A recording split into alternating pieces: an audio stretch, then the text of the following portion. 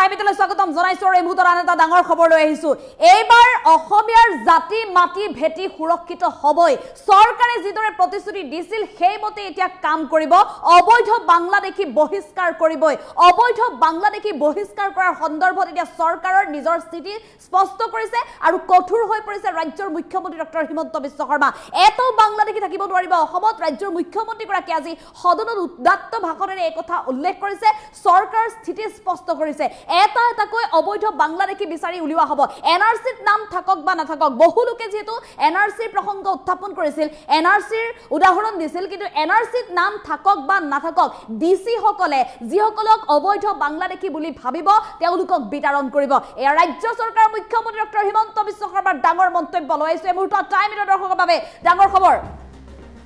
ৰক্ষা হ'ব এবাৰ জাতি মাটি ভেটি অসমীয়াৰ জাতি মাটি ভেটি সুৰক্ষাৰ বাবে ৰাজ্য চৰকাৰে যি প্ৰতিশ্ৰুতি প্ৰদান কৰিছিল সেইদৰে এতিয়া কাম অব্যাহত ৰাখিছে বিতৰণ হ'বই বাংলাদেশী কোনো কাৰণত অসমত স্থান নাই একথা পুনৰ স্পষ্ট কৰি দিছে মুখ্যমন্ত্ৰী ডক্টৰ হিমন্ত বিশ্ব শৰ্মাই ডাঙৰ এলান মুখ্যমন্ত্ৰী ডক্টৰ হিমন্ত বিশ্ব শৰ্মাৰ বিধানসভাৰ অধিৱেশনৰ মজিয়াৰ পৰা এই সতৰ্কবাণী সকিয়নি দিছে অবৈধ বাংলাদেশীলৈ মুখ্যমন্ত্ৰীগৰাকীয়ে ডিসি সকলে যাক অবৈধ বুলি ভাবে তেওঁলোককে অবৈধ বাংলাদেশী হ'ব কোনো বাংলাদেশী বাছি যাব নোৱাৰে প্ৰতিটো বাংলাদেশীকে বিতৰণ কৰা হ'ব আৰু ইয়া ৰাজ্য চৰকাৰৰ অতস্ত্ৰিতি অসমত বাংলাদেশীৰ কোনো স্থান নাই মুখ্যমন্ত্ৰী ডক্টৰ হিমন্ত বিশ্ব শৰ্মা ইতিমধ্যে ডাঙৰ মন্তব্য কৰিছে এই সন্দৰ্ভত চহৰে নগৰে গাঁৱে ভূঞে চুকে কোণে চলিব মাৰাথন অভিযান অবৈধ বাংলাদেশীক বিচাৰি এতিয়া পূৰ্বতকৈও ক্ষিপ্ৰ গতিত চলিব অভিযান এনআৰসিত নাম থাকক বা নাথাকক বাংলাদেশী বিতৰণ হ'বই জাতি মাটি ভেটি ৰক্ষাৰ বাবে যোৱা 4 বছৰত বহু কাম হ'ল সদনত উদ্দাত্ত কণ্ঠেৰে মুখ্যমন্ত্ৰী ডক্টৰ হিমন্ত বিশ্ব শৰ্মাৰ এলান আমি পুনৰ জনাইছো ৰাজ্যত ইতিমধ্যে অবৈধ বাংলাদেশী বিতৰণক লৈ সৰ্ববৃহৎ একচন চলি আছে ৰাজ্য চৰকাৰ অসম আৰক্ষীৰ দিনে নিশাই ধাৰাবাহিকভাৱে আৰক্ষী অভিযান অব্যাহত ৰাখিছে কিন্তু এনে অৱস্থাত একাংশ দল সংগঠনে ইয়াৰ বিৰোধিতা কৰিছে আৰু ৰাজ্য চৰকাৰৰ এই অবৈধ বাংলাদেশী বিচাৰি যি অভিযান এই অভিযানক লৈ অসন্তুষ্টি প্ৰকাশ কৰিছে ইয়াৰ মাজতে ৰাজ্য চৰকাৰৰ মুখ্যমন্ত্ৰী গৰাকী এতিয়া সেই সন্দৰ্ভত এক প্ৰকাৰ প্ৰত্যুত্তৰ দিছে প্ৰতিক্ৰিয়া প্ৰকাশ কৰিছে আৰু মুখ্যমন্ত্ৰী নিজৰ স্থিতিৰ কথা স্পষ্ট কৰিছে যে অবৈধ বাংলাদেশী এটা এটাকৈ বিচাৰি উলিওৱা হ'ব অবৈধ বাংলাদেশী এটা এটাকৈ বিচাৰি বিতৰণ কৰা হ'ব এইবাৰ জাতি মাটি ভেটি ৰক্ষা হ'বই বিতৰণ হ'বই বাংলাদেশী ডাঙৰ এলান কৰিছে মুখ্যমন্ত্ৰী ডক্টৰ হিমন্ত বিশ্ব শৰ্মাই এফালে আন এটা ডাঙৰ খবৰ এইবাৰ ডিসিয়ে যিজন ব্যক্তিক বাংলাদেশী বুলি ভাবিব সেই ব্যক্তিজনক লগে লগে বহিষ্কাৰ কৰা হ'ব গতিকে বাংলাদেশী বিতৰণৰ নামত মাত্ৰ দুটাই অপচন আছে হয় ডিসি আৰু নহলে ট্ৰিবিউনেল এইবাৰ কিন্তু ট্ৰিবিউনেললৈ পঠিওৱাৰ কোনো দৰকাৰেই নাই বুলি মন্তব্য কৰিছে মুখ্যমন্ত্ৰী ডক্টৰ হিমন্ত বিশ্ব শৰ্মাই মুঠতে এটা এটাকৈ বাংলাদেশী বিতৰণ কৰা হ'ব অসমৰ পৰা যাকেই অবৈধ বুলি ভাবা হ'ব তাকেই বাংলাদেশী বুলি বিতৰণ কৰা হ'ব ৰাজ্য চৰকাৰৰ মুখ্যমন্ত্ৰী ডক্টৰ হিমন্ত বিশ্ব শৰ্মাৰ স্পষ্ট মন্তব্য উল্লেখ কৰিছে বিধানসভাৰ অধিৱেশনৰ মজিয়াত আৰু এটা ডাঙৰ কথা যি সময়ত অবৈধ বাংলাদেশীৰ বিৰুদ্ধে অভিযান চলি আছে একাংশই অভিযোগ উত্থাপন কৰিছে যে তেওঁলোকৰ এনআৰসিত নাম আছে এনআৰসিত নাম থাকিলেও বাংলাদেশী হ'ব পাৰে এজন ব্যক্তি গতিকে এনআৰসিত নাম থাকক বা নাথাকক অবৈধ বাংলাদেশী হিচাপে যিজন ব্যক্তিক চিনাক্ত কৰা হ'ব তেওঁ বাংলাদেশলৈ যাবই লাগিব তেওঁক বিতৰণ কৰিবই ৰাজ্য চৰকাৰৰ তৰফৰ পৰা এফালে সৰ্বোচ্চ ন্যায়ালয়ৰ তৰফৰ পৰা এই সন্দৰ্ভত স্পষ্টৰূপে পৰামৰ্শ দিয়া হৈছে নিৰ্দেশ দিয়া হৈছে ৰাজ্য চৰকাৰে যে সৰ্বোচ্চ ন্যায়ালয়ৰ মতে এনআৰসিত নাম থাকক বা নাথাকক অবৈধ বাংলাদেশী হিচাপে যিজন ব্যক্তিক চিনাক্ত কৰিব সেইজন বহিষ্কাৰ কৰা হ'ব দেশৰ পৰা আৰু এই সন্দৰ্ভত ৰাজ্যৰ মুখ্যমন্ত্ৰীগৰাকীও এই কথা স্পষ্ট কৰি দিছে যে এনআৰসিত নাম থাকক বা নাথাকক বিদেশী বহিষ্কাৰ নীতি এতিয়া ক্ষিপ্ৰ গতিত চলিব ডিসিয়ে যাকে বিদেশী বুলি ভাবে তাকে এতিয়া পুছবেক কৰা হ'ব আৰু বৰ্তমানো 35 জন ৰেডি থকা বুলি মন্তব্য কৰিছে মুখ্যমন্ত্ৰীগৰাকীয়ে পানী যেতিয়াই কমিব লগে লগে পুছবেক কৰা হ'ব এই বিদেশীসকলক বিদেশী চিনাক্ত কৰাক লৈ চৰকাৰৰ এতিয়া স্থিতি স্পষ্ট কৰিলে মুখ্যমন্ত্ৰীগৰাকীয়ে বহু লোকে যেহেতু নাম বদলাই ভোটাৰ তালিকাত নাম ভৰাইছিল গতিকে তেওঁলোকো এতিয়া বিপদৰ সন্মুখীন হ'ব বহু নাম তালিকা সহ সদনৰ মজিয়াতে মুখ্যমন্ত্ৰীগৰাকীয়ে ইতিমধ্যে তালিকা মুকলি কৰি এই স্পষ্ট সতৰ্কবাণী দিছে অবৈধ বাংলাদেশীলৈ আমি এই সন্দৰ্ভত মুখ্যমন্ত্ৰী ডক্টৰ হিমন্ত বিশ্ব শৰ্মাৰ মন্তব্য আছে মন্তব্য আগবঢ়াবলৈ চেষ্টা কৰিম এই আইনখনত লিখা আছে যে ডিসি সন্তুষ্ট হলে হয় এটোটো নিয়ম হ'ব নোৱাৰে এটোটো নিয়ম হ'ব নোৱাৰে এটোটো কেনেকৈ নিয়ম হ'ব মাননীয় অধ্যক্ষ মহোদয় এক মিনিট এই আচ্ছা আপোনালোক বহি আচ্ছা এই আইনখন মই কৰিছিলো নেকি এইখন আইন জৱাহৰলাল নেহৰুৱে কৰা আইন স্যাৰ যিখন সেইখনো থাকিব স্যাৰ লিখা আছে স্যাৰ সেইখনৰ লগত এটা মই পঢ়ি দিছো সুপ্ৰিম কোৰ্টৰ পেৰেগ্ৰাফ আপুনি লৈ যাওক আজি ভাই এক minute Honorable Supervisors, reply, please sit down. Supreme Court judgment that reference the immigrants expulsion from Assam Act 1950. This appears in the majority opinion authored by Justice Surya Kant. Pori disu moi. The provision of the immigrants expulsion from Assam Act 1950 shall also be read into section 6A and shall be effectively employed for the purpose of identification of illegal immigrants. Identification. Question is identification. Question is identification. How identification is established? আপোনালোকে মোৰ লগত যেনেকে debate কৰিছে মইতো জাজ নহয় আপোনালোকে মোক কি কৰে মইতো সুপ্ৰিম কোৰ্ট অৰ্ডাৰ এটা পঢ়ি আছো ভুল মোৰ যদি ভুল হৈছে সুপ্ৰিম কোৰ্টত আপোনালোক যাব আপোনালোকক শুদ্ধ কৰি দিব ইয়াতে মোৰ লগত জাষ্ট ইণ্টাৰপ্ৰিটেশ্যন স্যাৰ আমাক কেন্দ্ৰীয় গৃহমন্ত্ৰীয়ে স্যাৰ ট্ৰাইব্যুনেলখিনি বঢ়াই দিম বুলি কৈছে এই জাজমেণ্টটো কথাটো হ'ল যে ইট ইজ নট এডিকুৱেট মাননীয় আপোনালোককতো মই অসম চৰকাৰৰ এই উত্তৰটো দিব পাৰো ভুল হলে মোৰ কোৰ্টত যাব the stand of the Assam government is very clear we are going to effectively আপুনি কিয় খাই হৈছে বক মোক খালি মোৰ আপোনালোকে অসম গভৰ্ণমেণ্টৰ স্থিতিটোক বিৰোধিতা কৰা আপোনালোকৰ অধিকাৰ আছে বিৰোধিতা কৰক ৰেকৰ্ডত ৰাখি দিয়ক কিন্তু মোৰ স্থিতিটো হ'ল যে এতিয়াৰ পৰা অসমত বিদেশী চিনাক্তকৰণৰ ক্ষেত্ৰত আমি দুটা ৰাস্তা ল'ম এটা ট্ৰিব্যুনেল আৰু এটা ইলিগেল এক্সপালছন এক্ট 1950 পুছবেক শব্দটো নাই ৰিমুভ শব্দটো আছে যে he can be remove from Assam and India গতিকে এইখন পঢ়ি লওক আপোনালোকৰ উকিলসকলৰ লগত আলোচনা কৰক আমিনুল ভাই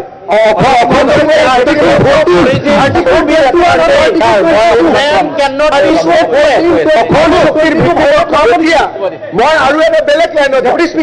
আমাৰ এক মিনিট আপোনালোকে ক'ব ইমান মাতে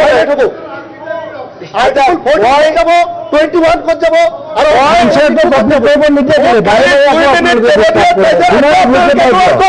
কোনো আপত্তি নাই আপুনি আপোনাৰ বক্তব্যত গোটেই সুপ্ৰিম কোৰ্টৰ অৰ্ডাৰটো নাগৰিকত্বৰ আইনখনকে আপুনি মুখ্যমন্ত্ৰী প্লিজ অসম চুক্তিৰ ভিত্তিবৰ্ষৰ কথাটো আপুনি উল্লেখ কৰক কৰি আছো অসম চুক্তিৰ ভিত্তিবৰ্ষ নিদিয়ে আকৌ মাজত কেনেকৈ এটা ডাঙৰ কথা এটা ক'ব খুজিছো ৰফিকুল চাহাবৰ কথা ৰফিকুল ইছলাম চাহাবে ইমান দেৰি আগতে এটা বৰ আপুনি ডাঙৰ পইণ্ট ক'লে আপুনি কৈ গম পাইছেনে নাই যে আপুনি ক'লে বুলি কথাটো আপুনি এটা ডাঙৰ কথা ক'লে নাগৰিকত্ব সন্মান মূল্যৱান সম্পদ ক'লেনে আমিতো নিজৰ থকা নাগৰিকত্ব এৰি দিছো কংগ্ৰেছ দলে এটা ফেমিলি 4টা 3টা নিজৰ নাগৰিকত্ব এৰি দিছে নালাগে বুলি গতিকে কংগ্ৰেছৰ কাৰণে নাগৰিকত্ব মূল্যৱান সম্পদ হ'বই নোৱাৰে কংগ্ৰেছৰ কাৰণে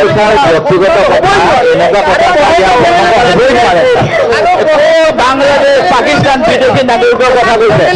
নাগৰিকত্বটো কথা হ'ব নোৱাৰে ছাৰ কেনেকুৱা কথা কৈ আছে ছাৰ তেখেতৰ আৰু ব্যক্তিগত কথা ইয়াত নকওঁ ছাৰ কিন্তু এনেকুৱা কথা কোৱা উচিত নহয় সদনৰ মৰ্যাদা ৰাখি যিজন মানুহে নিজে ইয়াত ছাৰ ডিফেণ্ড দিব নোৱাৰে এইটো আপুনি জানে ছাৰ এনেকুৱা কথাখিনি ক'বলৈ নিদিব মাননীয় অধ্যক্ষ মহোদয় জাকিৰ হুছেইন সিকদাৰ বাবা অখিল গগৈ বেমাৰটো কিয় লৈছে একে ৰচিদ সাহেব কিবা নতুন ঘটনা হৈ গ'ল নেকি আজি ইমান জপিয়াই আছে বক আপোনালোকৰ কথাটো জাকিৰ হুছেইন সিকদাৰে সুধিছে অসম ভিত্তিবৰ্ষ কি হ'ব 1971 তাত আমি কম্প্ৰমাইজ নকৰোঁ যিটো কৈছে অসম চুক্তি খালি এই কথাটো যদি মোৰ ভুল হৈছে আপোনালোকৰ উকিলৰ লগত কথা পাতি কালি মোক লিগেল অপিনিয়ন দি দিব মোৰ মনটো অপেন আছে সুপ্ৰিম কোৰ্টৰ জাজমেণ্ট যাক আপোনালোকে আদৰণি জনাইছে বিৰোধিতা কৰা নাই আপোনালোকে আদৰণি জনোৱা জাজমেণ্টটোত লিখা আছে যে অসম চৰকাৰে এতিয়াৰে পৰা চেল উইল নহয় মে নহয় ইলিগেল এক্সপালছন এক্ট 1950 বিদেশীৰ ক্ষেত্ৰত ব্যৱহাৰ কৰিব পাৰিব। ভাল উকিল আছে, কালি আপোনালোকে কথা পাতি মোক অপিনিয়নটো আনি দিয়ক যে মোৰ ইণ্টাৰপ্ৰিটেশ্যনটো ভুল হৈছে, মই মানি ল'ম, কোনো কথা নাই। খালি মই ইমানে অনুৰোধ কৰিম, কাৰণ আজিতো ডিবেট চলি থাকিব, আজি ৰাতি কোনোবা এজন ভাল উকিলৰ তাত যাওক, কথা বতৰা পাতক, পাতি ৰিটেন অপিনিয়ন এটা মোক আনি দিয়ক যে সুপ্ৰিম কোৰ্টে কোৱা কথাটো মই কোৱাটো ভুল। মানুহ মাত্ৰেই ভুল হয়, কিন্তু যেতিয়ালৈকে মই শুদ্ধ বুলি ভাবি থাকিম পুছবেক চলি থাকিম। আৰু যিদিনা Uzbek is against international declaration of human rights. A man cannot be stateless. He is the head of the state. Thank you. He cannot go against the international Place of origin should be ascertained. একদম And the country should accept. Chairman সাহেব please, second ৰাস্তাটো হৈছে মোক ইয়াত হৰুৱাই দিয়ক। দুটা, এটা হ'ল হয় জাজমেণ্টটো ভুল বুলি প্ৰমাণ কৰি দিয়ক, নহ'লে মোক মুখ্যমন্ত্ৰী আসনৰ পৰা ডেমক্ৰেটিকেলি গুচাই দিয়ক। আদাৰৱাইজ ইলিগেল এক্সপালছন এক্ট 1950 অসমত পুছবেক উইল কণ্টিনিউ। ধন্যবাদ, জয় হিন্দ, বন্দে মাতৰম। যিখিনি ক'লে মাত্ৰ এটা কথা, তেখেতে 3 নম্বৰলৈকে আছিল ছাৰ, তেখেতে D2 কোট কৰিলে, মই কৰোঁ E. The statutory machinery and tribunals are tasked with the identification and detection of illegal immigrants or foreigners in Assam are inadequate and not proportionate to the requirement of giving time-bound effect to the legislative object of Section 6A. এটো হ'ল sir এটা কথা। সেই গতিকে sir কেন্দ্ৰীয় গৃহমন্ত্ৰীয়ে ঘোষণা কৰিছিল NRC হোৱাৰ লগে লগে 2খন ট্ৰাইব্যুনেল দিব। সেই গতিকে ছাৰ ট্ৰাইব্যুনেলখিনি আমাৰ ল'ব লাগে, মুখ্যমন্ত্ৰী মহোদয়ে সেই ক্ষেত্ৰত কেন্দ্ৰ চৰকাৰৰ লগত যোগাযোগ কৰিব লাগে, যাতে চুক্তি অনুসৰি অসমৰ পৰা বিদেশী বাহিৰ হ'ব পাৰে।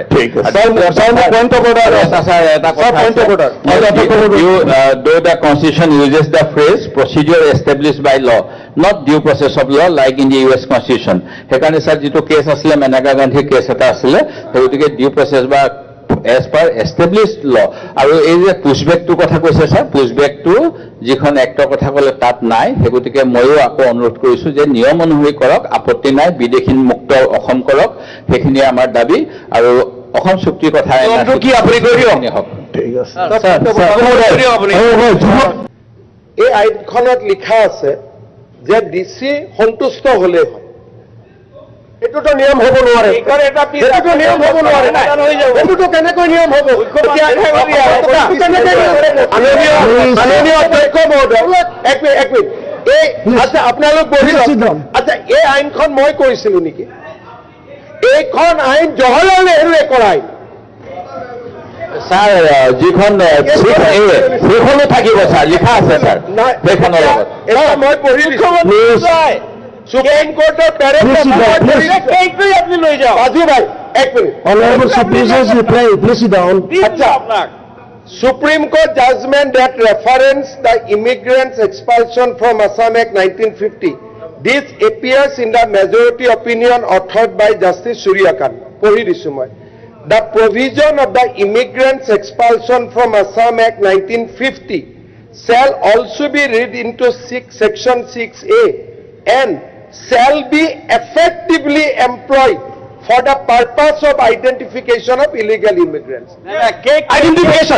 Question is identification. Question is identification. How identification is established?